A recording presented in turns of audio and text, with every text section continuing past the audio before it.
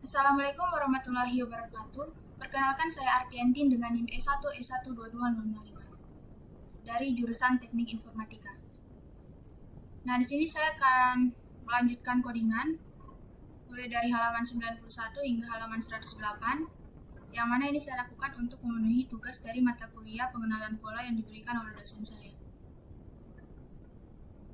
Nah, sebelum itu untuk codingan ini itu sudah dikerjakan saat perkuliahan di kelas, dan sekarang ditugaskan untuk melanjutkan codingannya. Dan terakhir sampai di sini. Nah, mungkin sebelum saya lanjutkan ini akan saya jelaskan dulu codingan ini dari awal sampai di sini. Baiklah, jadi di sini pertama-tama dapat kita lihat bahwa kita mengimpor fetch OpenML dari sklearn datasets. Kemudian di sini kita mengunduh datasetnya dari OpenML. Kemudian kita tampilkan case-nya. Nah, di sini dapat kita lihat ada data target, kemudian frame, categories, feature names, target names, DSCR, details, dan juga URL. Nah, selanjutnya di sini kita simpan data dan targetnya di X dan Y. Kemudian kita tampilkan untuk shape-nya dari X dan shape dari Y. Dan ini yang kita dapatkan. Nah, selanjutnya di sini kita mengimpor matplotlib, asmpl, dan juga matplotlib.pyplot svlt. Dan di sini kita tampilkan gambarnya. Jadi kita tampilkan salah satu contoh dari datanya. Dan ini adalah 5 ya. Nah, ini kita lihat untuk 5 ini merupakan kelas string. Jadi tipe datanya itu string. Nah, di sini kita ubah dulu tipe datanya.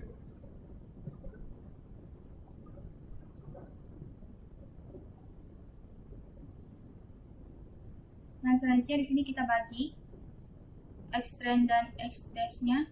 Jadi kita bagi data train dan data testingnya.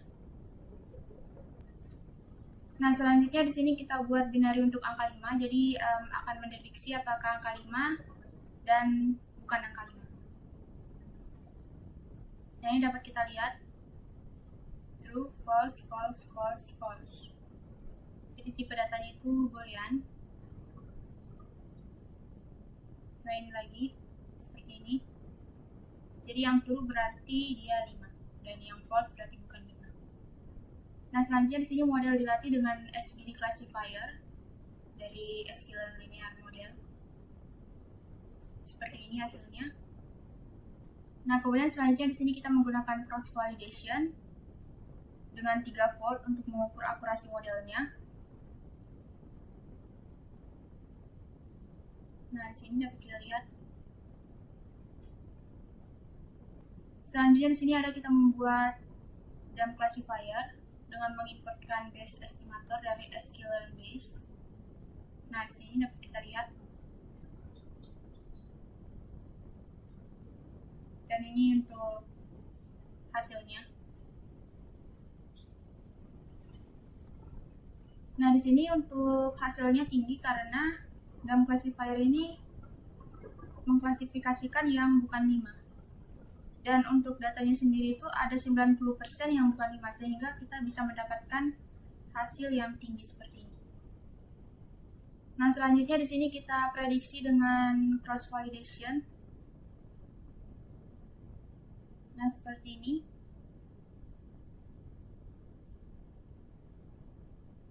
Dan selanjutnya kita tampilkan confusion matrixnya.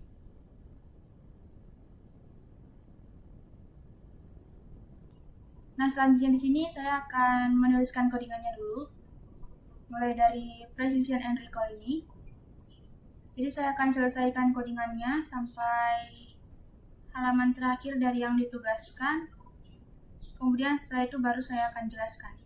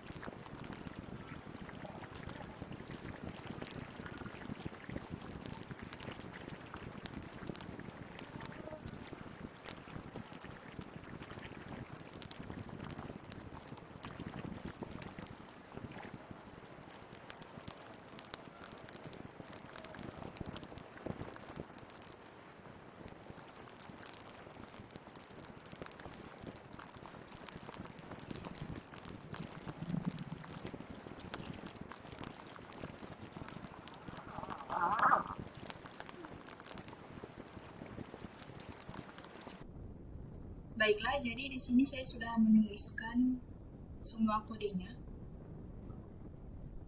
Mulai dari precision and recall ini. Nah, di sini hasil untuk precision and recall score-nya itu sedikit berbeda dengan yang di buku PDF ini.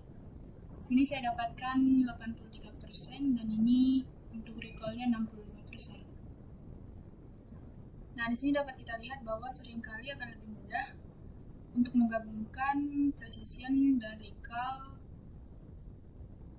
menjadi satu metrik yang disebut dengan F1 score. Khususnya jika kita memerlukan cara sederhana untuk membandingkan dua classifiers. Nah, di sini juga sudah saya cari untuk F1 score-nya. Dapatkan sekitar 73, tidak jauh berbeda dengan yang di sini. Nah, di sini dapat kita lihat bahwa F1 score itu lebih menyukai klasifikasi yang memiliki precision dan juga recall yang sama. Nah, yang tidak selalu seperti yang kita inginkan. Jadi dalam beberapa konteks itu akan lebih mementingkan precision dan dalam konteks lainnya itu dapat juga lebih mementingkan recall. Nah, selanjutnya di sini ada precision or recall trade-off. Nah, jadi untuk memahami trade-off ini, itu kita dapat melihat pada SGD classifier tentang bagaimana dia membuat suatu keputusan klasifikasi. Nah, jadi untuk setiap contoh, dia akan menghitung skor berdasarkan dengan fungsi keputusannya. Jika skor tersebut lebih besar dari threshold atau ambang batas, maka instance tersebut akan ditetapkan ke kelas positif. Nah, jika tidak, maka instance tersebut akan ditetapkan ke kelas negatifnya. Nah, ini seperti contohnya, gambarnya. Nah, jadi dalam precision atau recall trade-off ini, itu gambar diberi peringkat berdasarkan dengan skor pengklasifikasinya. Dan gambar yang berada di atas ambang batas keputusan itu akan dipilih, dianggap sebagai positif, dan semakin tinggi ambang batasnya, semakin rendah recall-nya, tapi akan semakin tinggi presisinya. Nah, di sini dapat kita lihat bahwa scikit-learn itu tidak menyediakan atau membiarkan kita menggunakan threshold secara langsung, tapi memberikan akses pada skor decision-nya untuk digunakan dalam prediksi. Nah, di sini kita bisa menggunakan decision function method, yang mana ini tuh akan mengembalikan skor untuk setiap instance, lalu menggunakan threshold yang diinginkan untuk membuat prediksi berdasarkan skor tersebut. Nah, seperti ini. Jadi kita menggunakan decision function. Nah, kemudian di sini dapat kita lihat saat kita menuliskan threshold-nya 0, dan juga di sini ada yang 8000. Nah, di sini dapat kita lihat keterangannya bahwa SDG classifier itu menggunakan threshold yang sama dengan 0. Pada kode sebelumnya itu mengembalikan hasil yang sama dengan predict method, yaitu true. Nah, di sini saat dinaikkan threshold-nya, kita lihat keterangannya bahwa hal ini menegaskan bahwa menaikkan threshold akan menurunkan recall. Gambar tersebut sebenarnya mewakili angka 5 dan pengklasifikasi mendeteksinya saat ambang batasnya adalah 0, tetapi tidak mendeteksinya saat ambang batasnya kita naikkan menjadi 8000 ini. Nah, selanjutnya di sini untuk mengetahui atau memutuskan ambang batas mana yang akan digunakan, itu kita pertama gunakan ini, cross-fault predict function. Ini berfungsi untuk mendapatkan skor dari semua contoh dalam set pelatihan, tetapi ini akan ditentukan bahwa kita ingin mengembalikan skor keputusan, bukan prediksi. Nah, dengan skor itu kita dapat gunakan precision recall curve function untuk menghitung presisi dan recall-nya untuk semua kemungkinan threshold.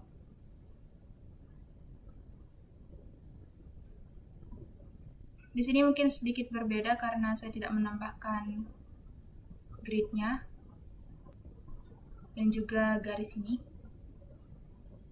Nah, cara lain untuk memilih precision atau recall trade-off yang bagus itu dengan memplot presisi secara langsung terhadap recall. Nah, seperti ini. Nah, di sini dapat kita lihat bahwa presisi itu benar-benar mulai turun tajam di sekitar recall ke 80%. Nah, kita mungkin akan memilih keseimbangan presisi atau recall tepat sebelum penurunan itu terjadi. Misalnya di sekitar recall 60 ini. Dan tentu saja pilihannya itu tergantung pada proyek yang kita kerjakan atau yang kita lakukan. Nah, misalnya di sini kita memutuskan untuk presisi sekitar 90%. Nah, di sini kita lihat pada plot pertama dan menemukan bahwa kita perlu menggunakan threshold sekitar 8.000. Untuk lebih presisi, kita dapat mencari threshold terendah yang memberikan kita setidaknya sekitar 90% presisi. Nah, np.argmax ini itu akan memberikan indeks pertama dari nilai maksimumnya. Yang dalam hal ini itu berarti nilai benar pertama atau nilai true pertama. Nah, seperti ini dapat dilihat hasilnya tidak jauh berbeda. Sekitar 90-an. Ini sama. Dan 47. Nah, di sini 43. Nah, selanjutnya di sini ada ROC curve. Nah, jadi ini merupakan receiver operating karakteristik kepanjangan dari ROC ini. Nah, ini merupakan alat umum yang lain yang digunakan dengan binary classifier atau pengklasifikasi binar. Nah, ini tuh sangat mirip dengan kurva precision dan recall atau recall. Tapi kurva ROC ini itu akan memplot true positive rate-nya terhadap false positive rate-nya. Nah, FVR itu merupakan rasio negatif instance yang salah dan diklasifikasi sebagai positif. Nah, ini untuk memplot ROC-nya kita bisa menggunakan kode ini seperti ini.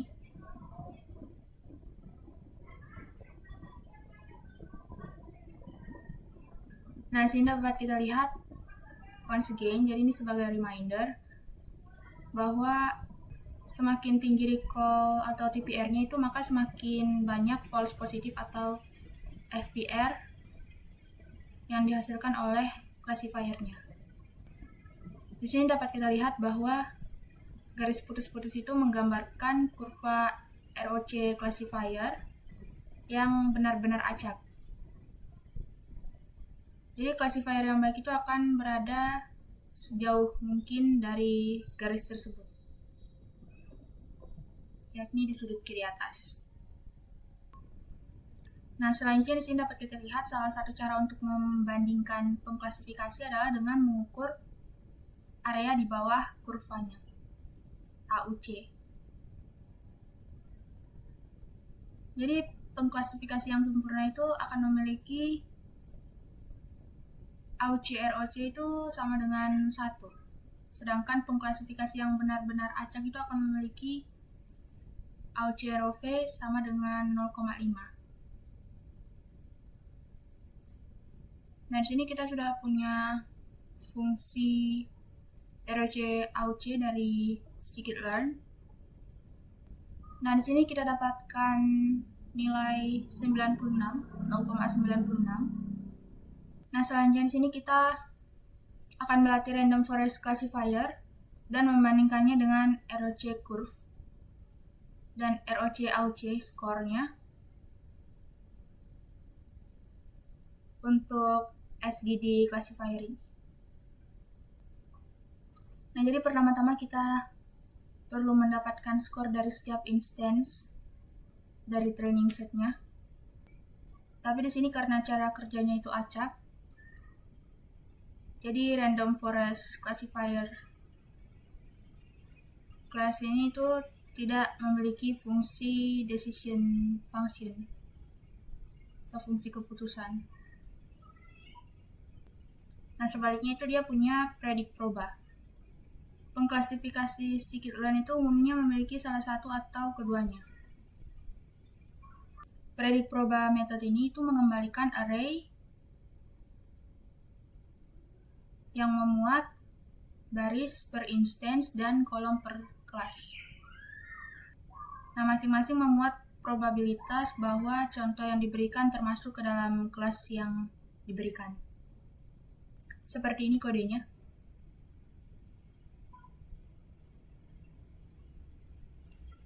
Nah, ROC curve ini, function ROC curve, itu mengharapkan label dan skor.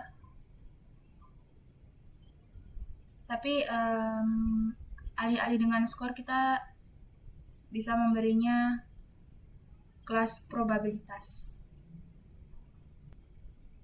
Nah, begini ketika diplotkan. Di sini sedikit berbeda juga karena saya tidak menampilkan grid ini atau garis kotak-kotak ini.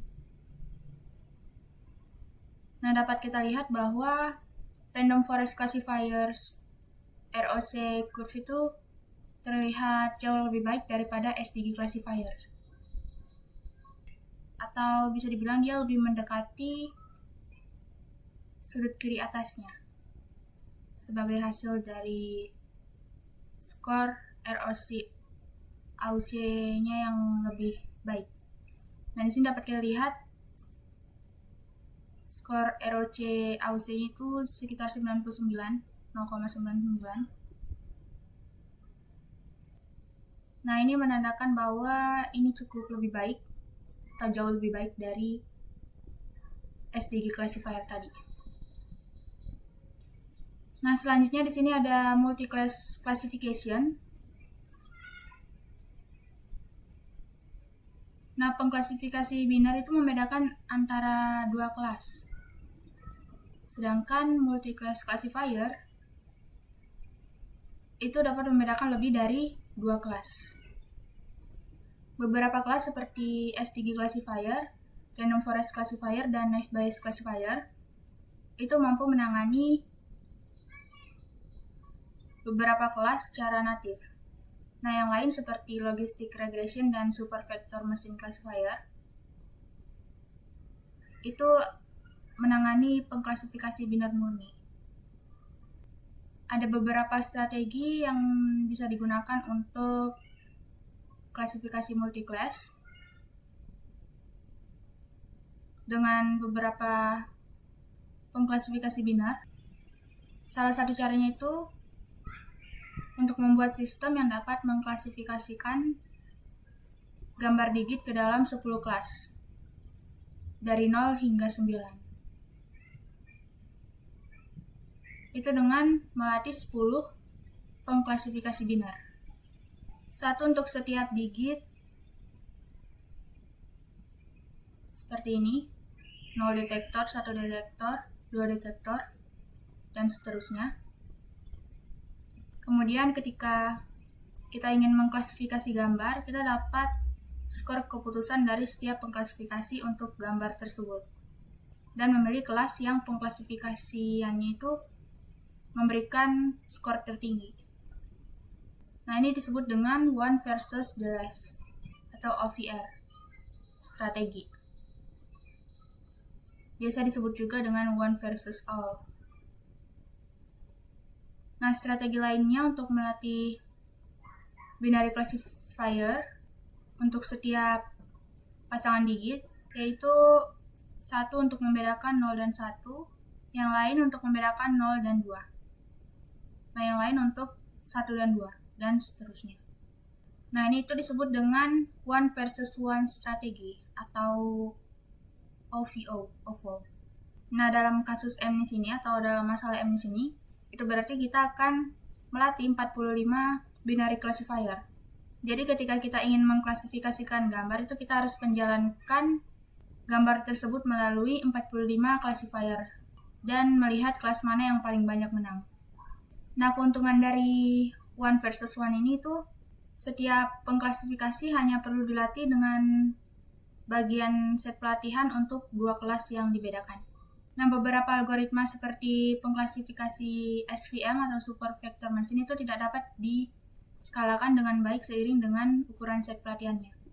Untuk algoritma ini, one versus one itu lebih disukai karena lebih cepat melatih banyak pengklasifikasi pada set pelatihan kecil daripada melatih banyak pengklasifikasi pada set pelatihan besar. Namun untuk sebagian algoritma pengklasifikasi binar atau klasifikasi binar, OVR juga lebih disukai. Nah, scikit-learn itu mendeteksi ketika kita mencoba menggunakan algoritma klasifikasi binar untuk tugas klasifikasi multiclass dan secara otomatis menjalankan OVR atau OVO, tergantung pada algoritmanya. Nah, di sini kita menggunakan SVC, Super Vector Machine. Nah, jadi kode ini tuh melatih SVC pada set pelatihan menggunakan kelas target asli dari 0 hingga 9. Dan kemudian membuat prediksinya. Jika kita memanggil fungsi keputusan atau decision function method ini, kita akan lihat bahwa metode tersebut mengembalikan 10 skor per instance-nya. Nah, di sini dapat kita lihat.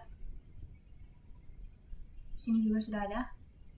Nah, di sini dapat kita lihat bahwa nilai tertinggi itu memang sesuai dengan kelasnya, 5. Kemudian di sini jika kita ingin scikit-learn menggunakan one versus one atau one versus the rest, itu kita bisa menggunakan one versus one classifier atau one versus rest classifier class. Nah, cukup untuk membuat contoh dan meneruskan pengklasifikasi ke konstruktor.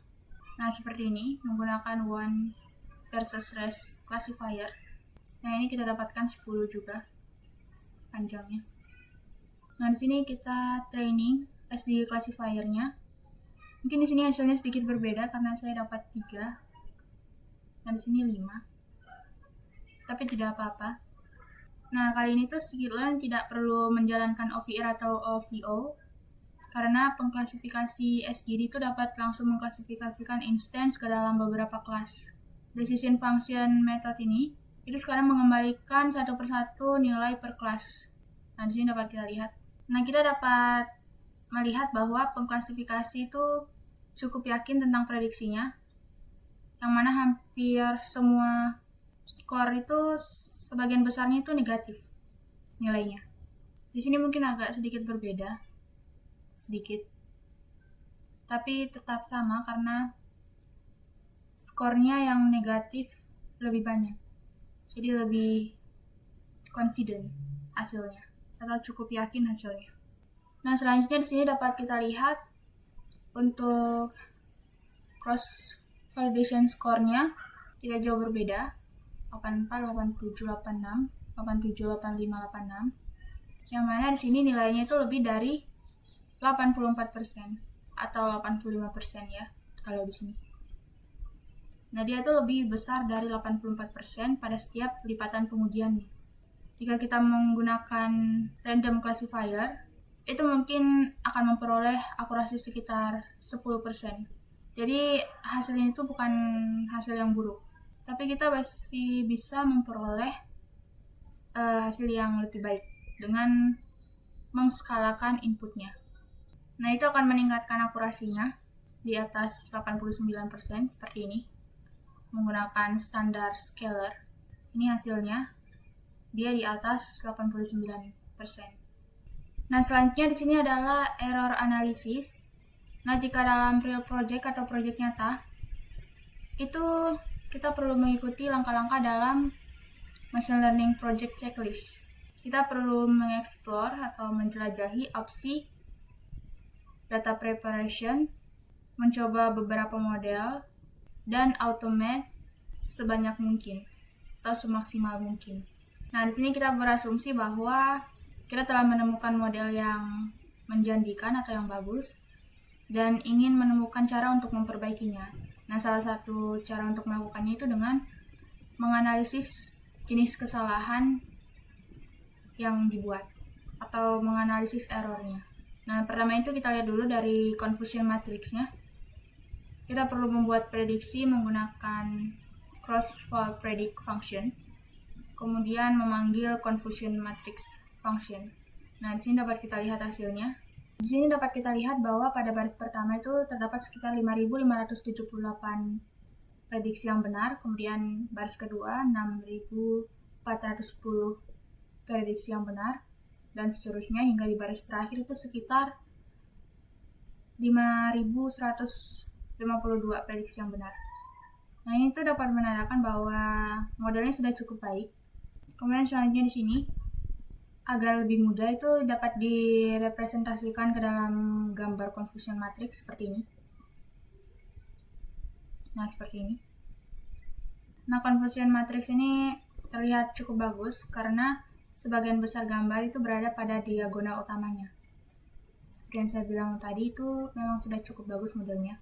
Yang berarti gambar tersebut itu diklasifikasikan dengan benar. Nah, angka 5 itu terlihat sedikit lebih gelap daripada digit lainnya, yang dapat berarti bahwa ada lebih sedikit gambar angka 5 dalam kumpulan datanya, atau bahwa pengklasifikasi tidak bekerja dengan baik pada angka 5 seperti pada digit lainnya. Selanjutnya kita fokus pada plot errornya. Jadi pertama kita perlu bagi setiap nilai dalam matriks confusion atau confusion matrix dengan jumlah gambar dalam kelas yang sesuai sehingga kita dapat membandingkan tingkat kesalahannya. Nah, seperti ini. Kita dapat melihat dengan jelas jenis kesalahan yang dibuat oleh pengklasifikasi. Dapat diingat bahwa baris itu mewakili kelas aktual, sedangkan kolomnya mewakili kelas yang diprediksi. Kolom untuk kelas 8 cukup terang di sini. Namun baris untuk kelas 8 itu tidak terlalu buruk. Nah, ini memberitahukan bahwa angka 8 aktual secara umum itu diklasifikasikan dengan benar sebagai angka 8, seperti yang dilihat. Confusion matrix tidak selalu simetris. Kita juga dapat melihat bahwa angka 3 dan 5 seringkali membingungkan. Nah, di sini dapat kita lihat bahwa menganalisis error individual juga bisa menjadi cara yang baik untuk mendapatkan wawasan tentang apa yang dilakukan oleh pengklasifikasi dan mengapa pengklasifikasinya itu gagal. Tetapi ini biasanya akan lebih sulit dan memakan lebih banyak waktu. Sebagai contohnya di sini kita plot contoh 3 dan 5. Nah, di sini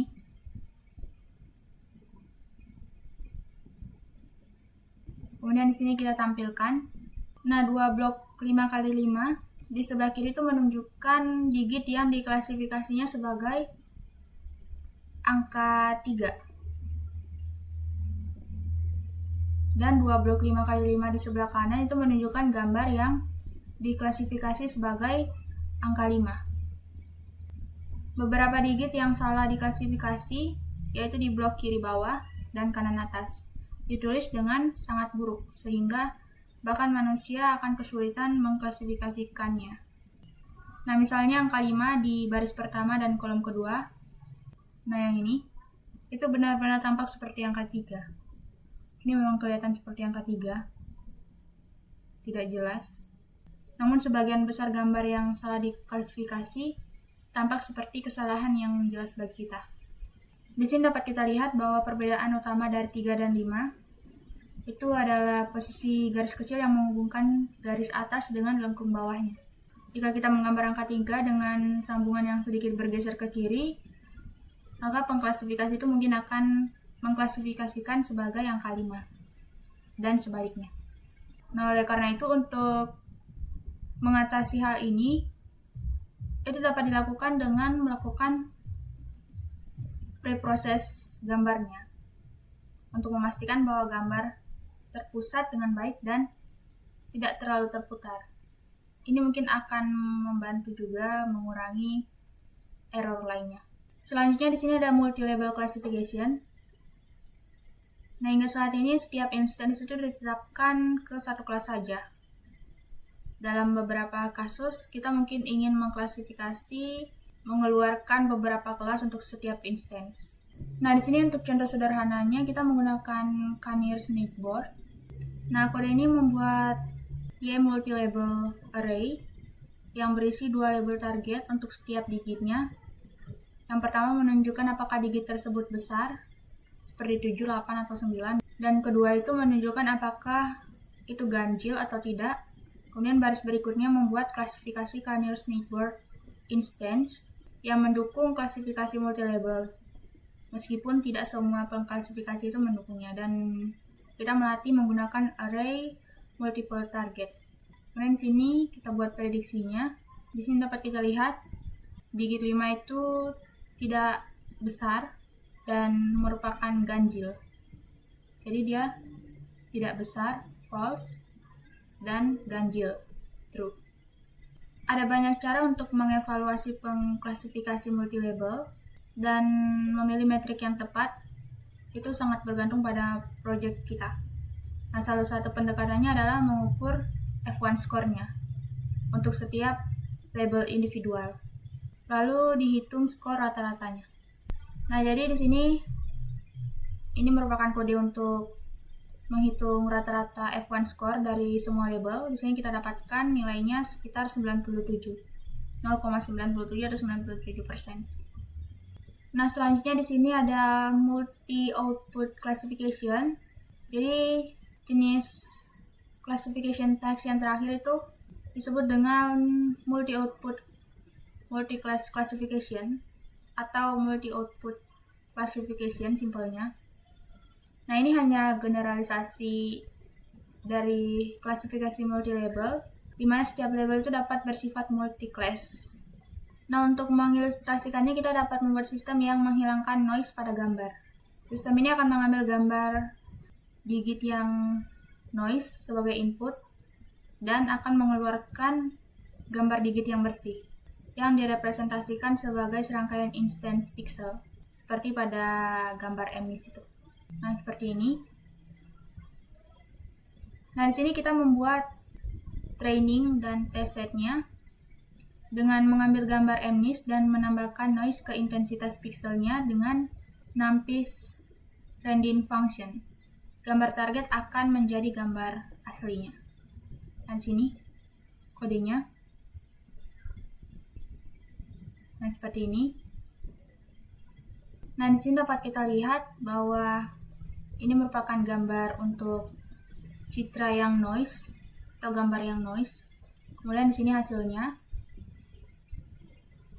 cukup bagus. Ini 4 dan ini juga 4. Nah, sejauh ini hasilnya sudah cukup baik semuanya. Dan di sini sudah selesai. Baik, itu saja dari saya. Lebih dan kurangnya mohon dimaafkan. Wassalamualaikum warahmatullahi wabarakatuh.